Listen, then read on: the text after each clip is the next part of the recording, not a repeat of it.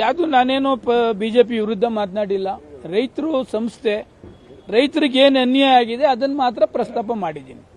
ಅದನ್ನು ಕಾಮೆಂಟ್ಸ್ ಮಾಡ್ತಾರೆ. ನೈಸ್ದು ಇವ್ರಿಗೇನು ಗೊತ್ತಿದೆ ಮಾಹಿತಿ, ಸುಮ್ಮನೆ ಸುಳ್ಳು ಹೇಳ್ತಾರೆ, ಅದು ಹೇಳ್ತಾರೆ ಅಂತಕ್ಕಂಥ ಅದಕ್ಕೆ ನಾನು ಕ್ಲಾರಿಫಿಕೇಶನ್ ಮಾಡಿದ್ದೆ. ಈಗ ನಾನು ಪ್ರತಿ ದಿವಸ 3 ಸಾವಿರ 4 ಸಾವಿರ ಓಡಾಡ್ತೀನಿ. ಸುಮಾರು 10 ಕೋಟಿ ಟೋಲ್ ಕಲೆಕ್ಟ್ ಆಗ್ತದೆ ಅಂತ ಹೇಳ್ತೀನಿ. ಟೋಲ್ ಯಾರು ಕಲೆಕ್ಟ್ ಆಗ್ತಾರೆ, ಎಷ್ಟು ಕಲೆಕ್ಟ್ ಆಗ್ತಾರೆ ಅಂತ ಯಾರಿಗೆ ಆನ್ಸರ್ ಮಾಡಬೇಕು? ನೈಸ್ ಕೇಳಿ ಆನ್ಸರ್ ಮಾಡಬೇಕು.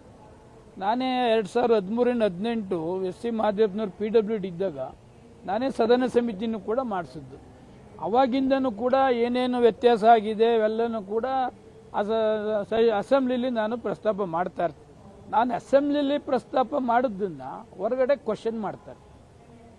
ಆ ಕ್ವಶನ್ ಮಾಡೋ ಸಂದರ್ಭದಲ್ಲಿ ನಾನೇನು ಮಾಡಿದೆ, ಅಕಸ್ಮಾತ್ ನೋಡಪ್ಪ ನಾನು ಬಿಜೆಪಿಯಿಂದ ಸಸ್ಪೆನ್ಷನ್ ಆಗಿರ್ಬೋದು, ನಾನು ಮನಸ್ಸು ಮಾಡಿದ್ರೆ 2 ದಿವಸದಲ್ಲಿ ನಾನು ಎಕ್ಸ್ಪೆಲ್ನ ಕ್ಯಾನ್ಸಲ್ ಮಾಡಿ ಮತ್ತೆ ಬಿಜೆಪಿಗೆ ಬರ್ಬೋದು. ಆ ಥರ ಯೋಚನೆಯನ್ನು ಕೂಡ ನಾನು ಮಾಡಲಿಲ್ಲ. ನಾನು ರೈತರ ಪರವಾಗಿ ಧ್ವನಿ ಎತ್ತಿದ್ದೇನೆ ಅಂತ ಹೇಳಿದಂಥ ಸಂದರ್ಭದಲ್ಲಿ ಮತ್ತೆ ಬಿಜೆಪಿಗೆ ಯಾಕೆ ಬರ್ತೀರಿ, ಮತ್ತೆ ವಾಪಸ್ಸು ಯಡಿಯೂರಪ್ಪನವರ ಬೂಟ್ ನೆಕ್ಕಿಗೆ ಬರ್ತೀರಾ ಅಂತೇಳಿ ಪ್ರೆಸ್ ಮೀಟ್ ಮಾಡ್ತಾರೆ. ಅದಕ್ಕೆ ನಾವೆಲ್ಲ ಕೂಡ ಭಾರತೀಯ ಜನತಾ ಪಕ್ಷಕ್ಕೆ ಸೇರಿದವರು. ಕಾಂಗ್ರೆಸ್ಸಿಂದ ಹೋದೋ, JDS ಇಂದ ಹೋದೋ, ಯಡಿಯೂರಪ್ಪನವರು ಗೌರವಯುತವಾಗಿ ನಮ್ಮನ್ನೆಲ್ಲ ನಡೆಸ್ಕೊಂಡಿದ್ದಾರೆ. ಅಂದರೆ ನೆಕ್ಸ್ಟ್ ಯಾರಾದರೂ ಬಿಜೆಪಿಗೆ ಬರಬೇಕಾದ್ರೆ ಯಡಿಯೂರಪ್ಪ ಅವನ ಮಗನ ಬೂಟ್ ನೆಕ್ಕೊಂಡು ಹೋಗ್ಬೇಕಾ? ನಮಗೇನು ಸ್ವಾಭಿಮಾನ ಇಲ್ವಾ? ಅದಕ್ಕೆ ಯಡಿಯೂರಪ್ಪನವರಿಗೆ ಮತ್ತು ಸಂಘ ಪರಿವಾರದವರಿಗೆ ಒಂದು ಲೆಟರ್ನು ಕೂಡ ಸುದೀರ್ಘವಾಗಿ ಬರೆದಿದ್ದೇನೆ. ನಾನು ಕೂಡ 6 ಸಾರಿ ಈ ಕ್ಷೇತ್ರದಲ್ಲಿ ಯಶವಂತಪುರದಲ್ಲಿ ಶಾಸಕನಾಗಿ 4 ಬಾರಿ ಎಲೆಕ್ಟ್ ಆಗಿದ್ದೇನೆ, 2 ಸಾರಿ ಸೋತಿದ್ದೇನೆ, 1 ಸಾರಿ ಸಹಕಾರ ಮಂತ್ರಿನೂ ಕೂಡ ಆಗಿದ್ದೇನೆ. ಇಷ್ಟು ಇರುವಾಗ ಸಮಯದಲ್ಲಿ ಒಬ್ಬ ಗ್ರಾಮ ಪಂಚಾಯತಿ ಸದಸ್ಯ ಗೆಲ್ಲಕ್ಕಾಗೋದಿಲ್ಲ ಇವನು. ಇವತ್ತು ಯಶವಂತಪುರ ಕ್ಷೇತ್ರದಲ್ಲಿ ನೈಸ್ಗೆ ಯಾರೆಲ್ಲ ಡೋಂಗಿ ಮಾಡಿದ್ದಾರೆ, ಯಾರೆಲ್ಲ ಮಾಡಿದ್ದಾರೆ ಅಂತಕ್ಕಂಥದ್ದು ಇಡೀ ಯಶವಂತಪುರ ಕ್ಷೇತ್ರಕ್ಕೆ ಗೊತ್ತು. ಇಡೀ ಬಿಜೆಪಿಗೆ ಇವನು ಯಾರು ಏನು ಎತ್ತ ಅಂತ ಎಲ್ಲ ಗೊತ್ತು. ಆದರೆ ನನ್ನ ಸ್ವಾಭಿಮಾನವನ್ನು ಕೆಣಕ್ತಕ್ಕಂಥದ್ದಿದೆಯಲ್ಲ, ನಾನು ಯಾವತ್ತೂ ಸ್ವಾಭಿಮಾನ ಬಿಟ್ಟು ರಾಜಕಾರಣ ಮಾಡಲಿಲ್ಲ. ಕ್ಷೇತ್ರದಲ್ಲಿ ರೈತರು ಪದೇ ಪದೇ ಹೇಳ್ತಾ ಇರ್ತಾರೆ, ನೈಸ್ ಅನ್ಯಾಯನ ಸದನದಲ್ಲಿ ಕ್ವಶನ್ ಮಾಡ್ತಕ್ಕಂಥದ್ದಕ್ಕೆ ಮಾಡಿದ್ದೇನೆ.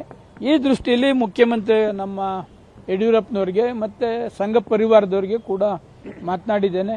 ಕೆಲವು ಸಂಘದ ಪ್ರಮುಖರು ಕೂಡ ಮಾತನಾಡಿ ಇಲ್ಲ ಇದು ತಪ್ಪು, ಇದು ಸರಿ ಇಲ್ಲ, ಮಾನಹಾನಿ ಆಗ್ತಕ್ಕಂಥದ್ದು ಅಂತಕ್ಕಂಥದ್ದನ್ನು ಹೇಳಿದ್ದಾರೆ. ಆ ದೃಷ್ಟಿ ಇಟ್ಕೊಂಡು ಅವರಿಗೆ ಒಂದು ಲೆಟರ್ನ ಡೀಟೇಲ್ಸ್ ಆಗಿ ಲೆಟರ್ನ ಬರೆದಿದ್ದೇವೆ. ಸೆಂಟ್ರಲ್ಗೆ ಏನು ಬರೆದಿಲ್ಲ, ಯಡಿಯೂರಪ್ಪನವರಿಗೆ, ಅವ್ರ ಮಗನಿಗೆ, ಸಂಘ ಪರಿವಾರದ ಯಾರು ಇನ್ಚಾರ್ಜ್ ಇರ್ತಾರೆ ಅವ್ರಿಗೆಲ್ಲ ಕೂಡ ಇದು ಹಾಕಿದ್ದೇನೆ. ಇದು ಎಷ್ಟರ ಮಟ್ಟಿಗೆ ಸರಿ? ನಾನು 3 ವರ್ಷ ಬಿಜೆಪಿಯಲ್ಲಿ ಮಂತ್ರಿಯಾಗಿ ಕೆಲಸ ಮಾಡಿದ್ದೇನೆ. 3 ವರ್ಷದಲ್ಲಿ ಒಂದೇ ಒಂದು ಕಳಂಕ ಅಂತಕ್ಕಂಥದ್ದು ನಂದು ಯಾವುದೂ ಇಲ್ಲ. ಪ್ರಾಮಾಣಿಕವಾಗಿ ಬಿಜೆಪಿಗೆ ಬಂದಿದ್ದೇನೆ, ಬಿಜೆಪಿಯಲ್ಲಿ ಸರ್ವ್ ಮಾಡಿದ್ದೇನೆ. ಇವನ್ ಯಡಿಯೂರಪ್ಪನವರು ನನಗೆ ಸಹಕಾರ ಕ್ಷೇತ್ರನೇ ಕೊಟ್ಟರು, ಮೈಸೂರು ಉಸ್ತುವಾರಿ ಕೊಟ್ಟರು, ಅತ್ಯಂತ ಗೌರವಯುತವಾಗಿ ನಡ್ಕೊಂಡಿದ್ದಾರೆ.